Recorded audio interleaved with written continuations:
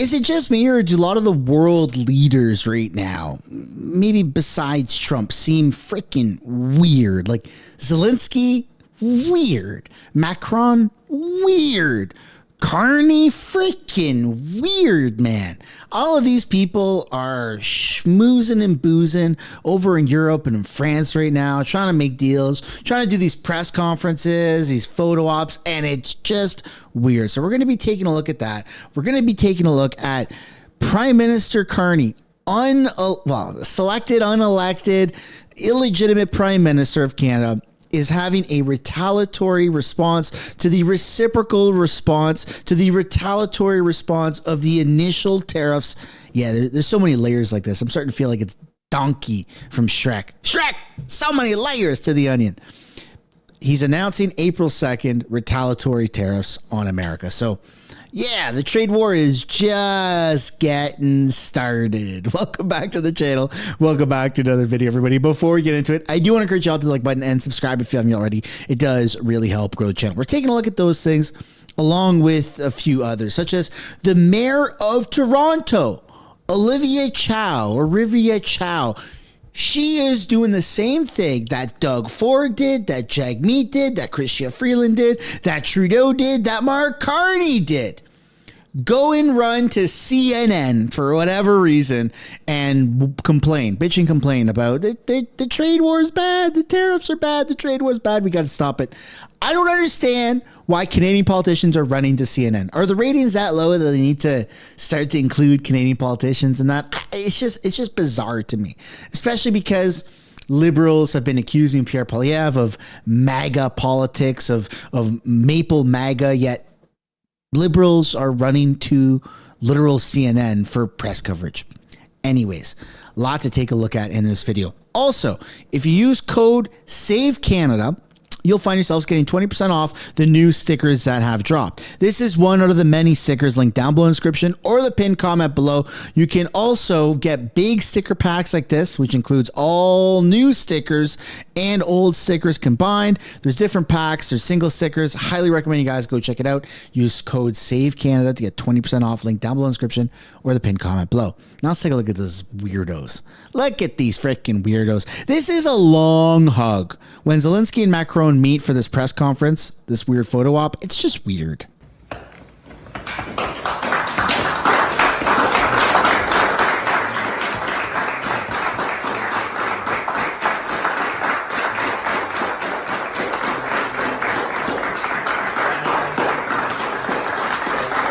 Mwah! Like, what is this?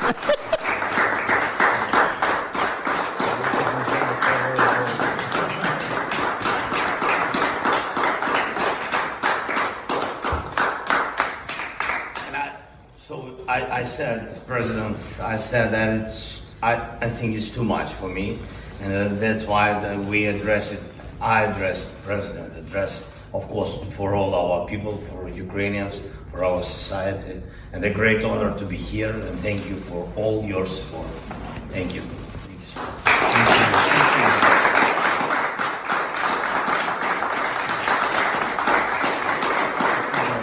Get a room, dude. What the heck is that? Hey, look, whatever floats your boat, but that's just freaking weird, man.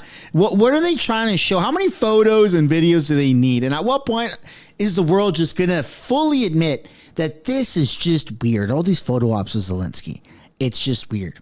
Speaking of weird, our unelected but rather selected, illegitimate but somehow legitimate through a weird loophole Prime Minister Mark Carney, who almost looks like he's got tan lines around his eyes, is announcing how Canada's going to hit back April 2nd on the U.S. tariffs.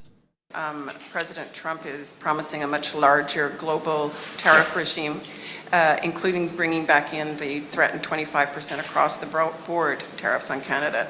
And you've talked about the need for retaliatory tariffs at a dollar for dollar level. One assumes the punch coming is going to be much greater. Yeah. How much more are you prepared? You asked your question. Yeah.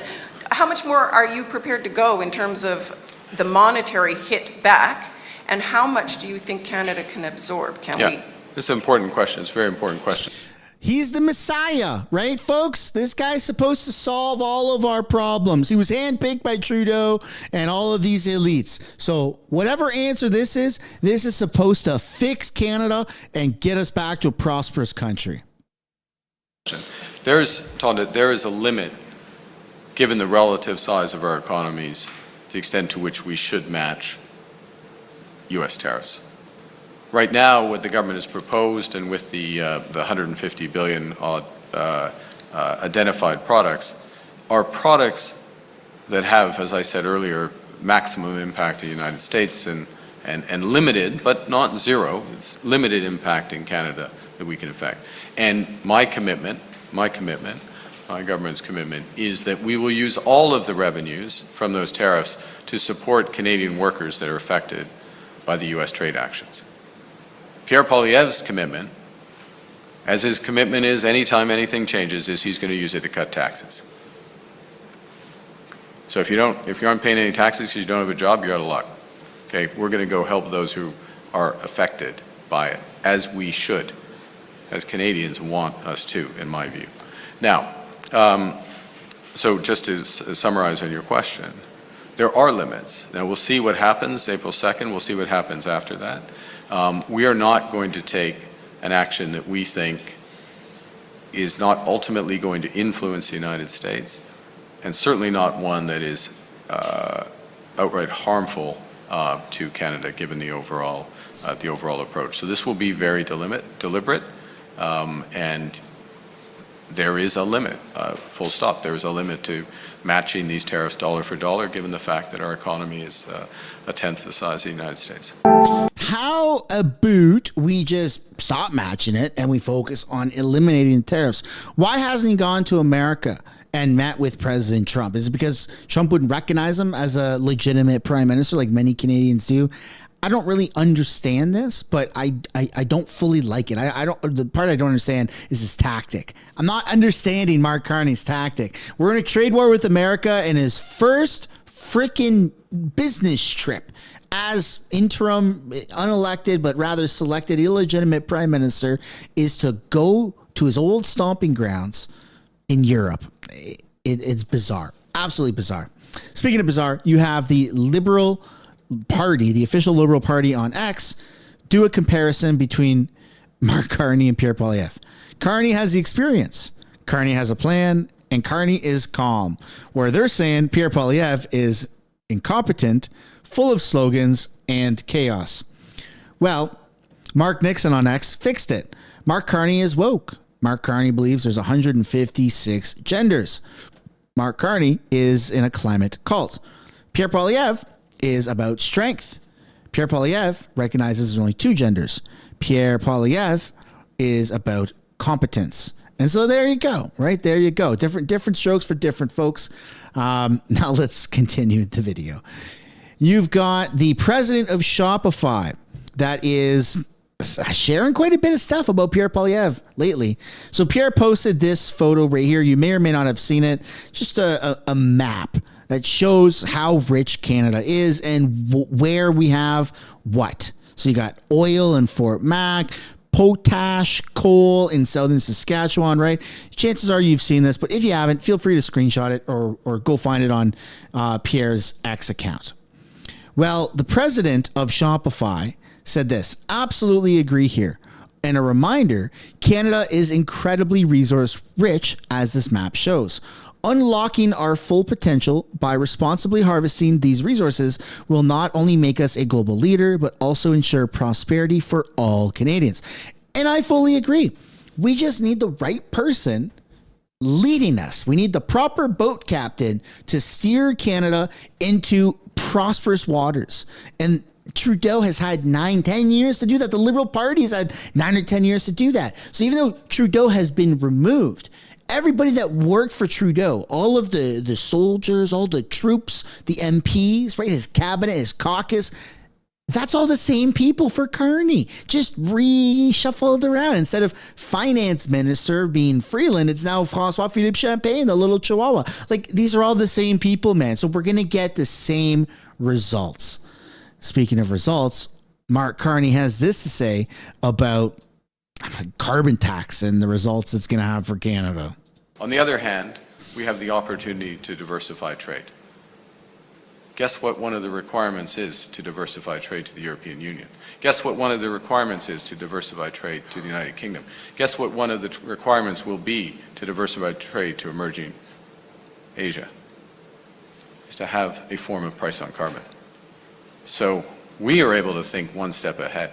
We're able to go out and see the world. We're able to help Canadian companies prepare. And you know what's going to happen?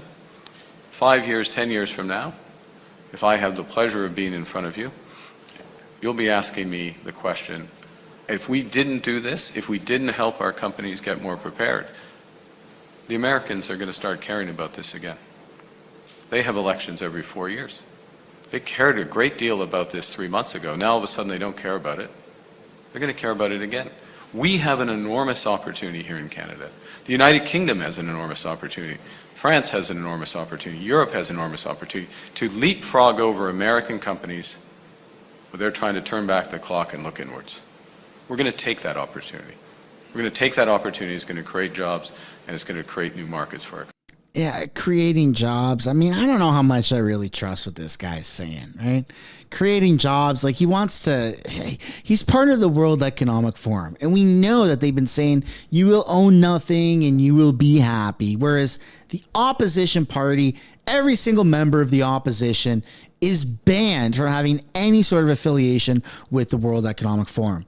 That alone is enough for a lot of Canadians to make their minds up on who they want to support in an upcoming election. Now let's shift over to this very interesting story.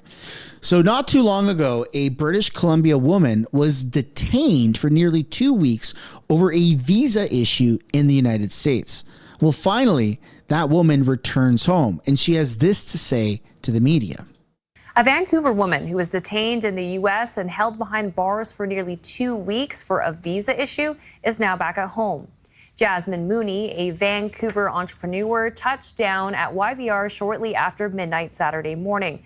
Mooney was detained at the U.S.-Mexico border on March 3rd. The 35-year-old says she had a previous U.S. visa canceled, but did not think she'd have an issue when applying for another visa with a new job. A statement from U.S. Immigration and Customs last week said she was processed in accordance with President Trump's executive order that subjected all aliens in violation of U.S. immigration law to possible arrest. I can't even process what just happened because there was no heads up. Next thing you know, I'm taken and for 2 weeks haven't been told anything, moved in different cells, sleeping on cement, sleeping in different jail cells. Like it just, nothing makes sense to me, and I'm still trying to process the entire situation. Mooney was transported from Arizona to San Diego before returning to Canada. She didn't speculate if her detainment was related to the trade war between Canada and the U.S., but BC Premier David Eby said last week that the story reinforces the anxiety many Canadians are feeling about the strained relationship between our two countries. Yeah, there definitely is a freaking strained relationship. Oh my goodness. Well, it's good that that woman finally made her way back home. Now we've got CTV. Vashi actually is asked about the Conservative Party's axe to tax and if that message is still enough to win them the election or if they maybe have to pivot. We just heard from the Conservatives on a pledge to remove the industrial carbon tax. They're not moving very far from an axe the tax platform. Yeah, certainly not with this announcement. I think they very much want to keep on message around the carbon tax because it did work for them, so much so for, almost a 2-year period. But public opinion polling will show that many Canadians have moved on to focus on issues around Donald Trump more specifically, and that has kind of left the Conservatives trailing or very close to the Liberals depending on the poll. So I don't anticipate they'll move very far on this from the carbon tax. It does prompt some pretty hard questions for them, though, about climate change goals and targets and whether or not they're going to hit them. So I anticipate those questions will continue as well. All right, Vashi, on to the Prime Minister now, just days into his new job. No platform yet from Mark Carney. So should we expect one or just expect an election call to come first? Well, I think the timing of the election, I can't speak to anybody, or I haven't, I should say, spoken to anybody in and around Mark Carney who actually wants to come back to Parliament a week from today. So that election call has to come likely before then, maybe even as far out as Sunday. I don't anticipate that they're going to spend time, dropping parts of their platform that they can then be held to account over. They'll wait for a campaign to do that. It'll be a lot more of what we're seeing over the last 24, 48 hours. Trips kind of acting prime ministerial to convey or at least use the advantage that governing offers a political party, and certainly one that public opinion polls once again show is working to the Liberals' advantage. I mean, it is coming up. It is right around the corner. And I'm not the only person that has said that Pierre Poilievre needs to pivot a little bit. There's been other creators in this space that have said it. Even down in the comments, people have said it. But let's just settle it right now. Do you think that Pierre Poilievre needs to pivot a little bit and expand outside of just acts of tax and go after other things? Let me know what you guys think down below. And speaking of pivoting, you do have the Conservatives now seem to have pushed Carney into a bit of a corner where he's forced to disclose his personal investments. Let's take a look at this one.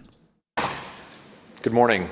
We're here today because Mark Carney has failed to come clean with Canadians about his financial interests and his conflicts of interest. The Conservatives have been trying to make this point for weeks, that Mark Carney's financial assets, especially stocks or stock options he holds in his former employer, Brookfield Asset Management, ought to be a matter of public record. True allegiance to His Majesty, King Charles III, King of Canada. Especially since he's now the Prime Minister. Why does that matter? When it comes to public office holders like the Prime Minister and like ministers, they're supposed to recuse themselves from anything that would cause them to be in a conflict of interest.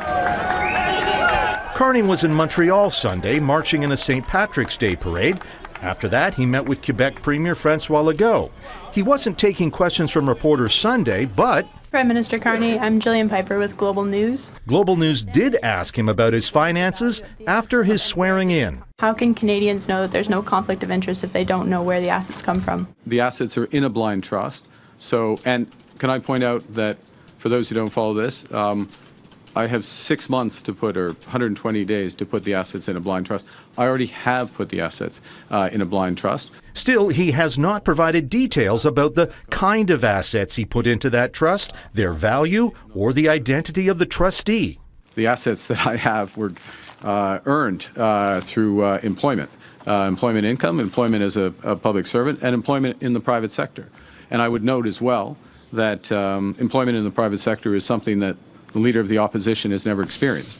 Now, many of the details journalists and Carney's political opponents are seeking now will eventually come to light. The law requires the ethics commissioner to publish them, but not until September, well after an election expected to be over by the end of April. Jeff. Kind of crazy, man. Kind of crazy that he's getting away with all these little weird loopholes, right? Brings me back to my original statements going, it's just kind of weird that this guy is being pushed through, that it's being rushed through, and it's not going through the proper channels or, going through the examining everything.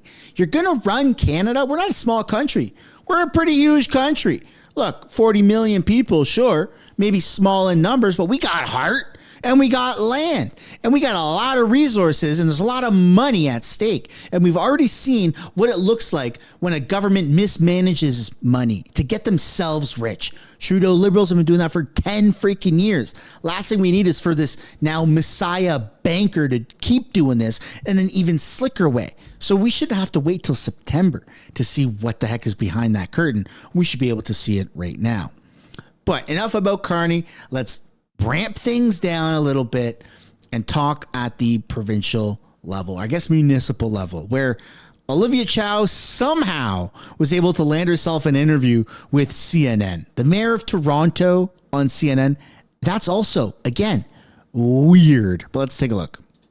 Olivia Chow, Mayor, thank you so much for being with us. President Trump has been talking about all kinds of tariffs. There are reciprocal tariffs, there are the tariffs on steel that are already in place. Then there were the steep tariffs on Canada that he put a pause on for a time, at least until April 2nd, we think.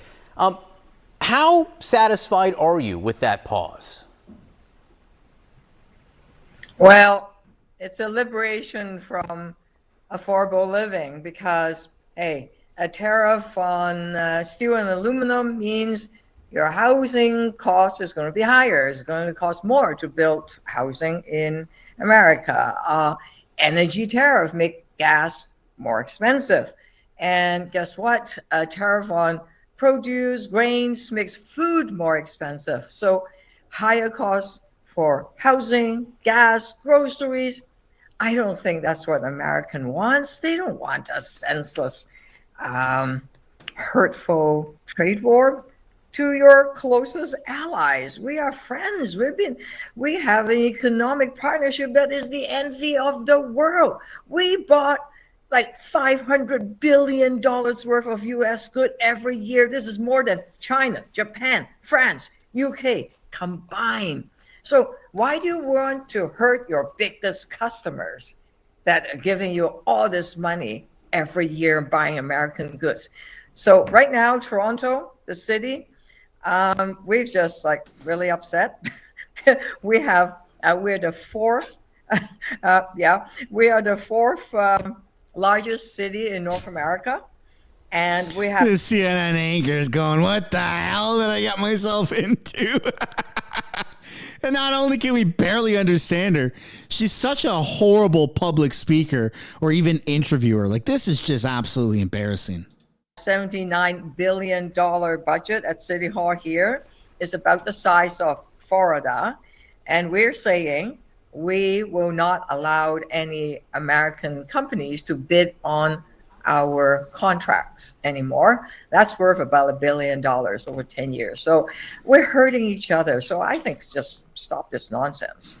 So you're going forward with that Buy Canadian initiative, even though President Trump hit pause on the tariffs on Canada?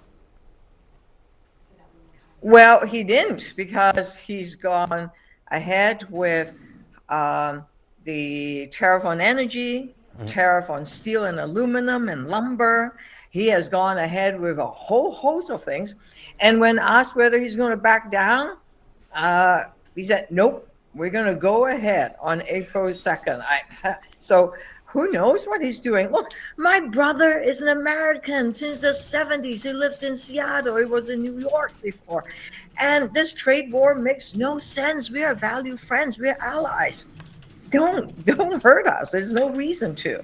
So on Bloomberg over the weekend, Canadian businessman David Rosenberg said that, quote, Canadians are braced for very tough times ahead.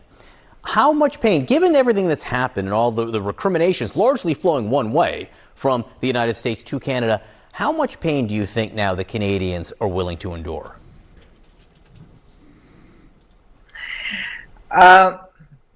My parents and all our ancestors chose Canada as our country. We will defend ourselves. We're a bit polite. We say sorry a lot. We say thank you a lot of times. We say, hey, but we have universal health care. We have good education. We have the most educated workforce in the world.